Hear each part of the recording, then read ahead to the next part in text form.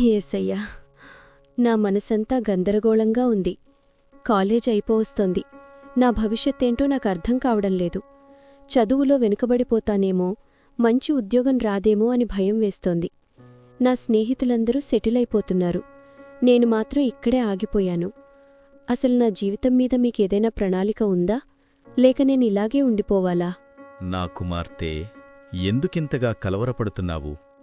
ఆకాశపక్షులను చూడు. అవిడిత్తవు, కోయవు, కొట్లలో కూర్చుకోవు. అయినా పరలోకపు తండ్రి వాటిని పోషిస్తున్నాడు కదా. అల్పవిశ్వాసివైన నీవు వాటికంటే శ్రేష్ఠురాలివి కావా? రేపటి గురించి చింతించకు. నీవు పుట్టకముందే నీ గురించి ఒక అద్భుతమైన ప్రణాళికను నేను సిద్ధంచేశాను. కాని యేసయ్యా, లోకం చాలా వేగంగా వెళ్తోంది.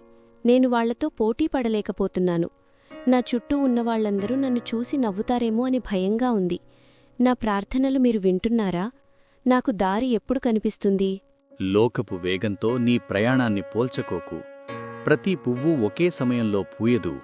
ప్రతిదానికి ఒక సమయం ఉంది. నీవు అడగకముందే నీ అవసరతలు నాకు తెలుసు.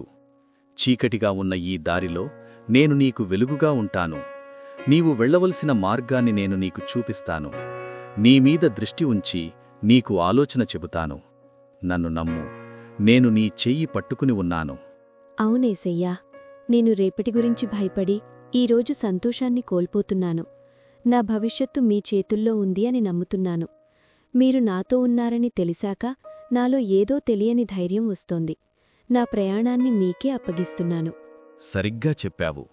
నిబ్బరము కలిగి ధైర్యముగా ఉండు. దిగులు పడకము, జడియకుము. నీవు వెళ్లే ప్రతి స్థలమున నీ దేవుడైన నేను నీకు తోడైయుంటాను. నీవు నా సొత్తు, నిన్నెన్నటికీ విడవను.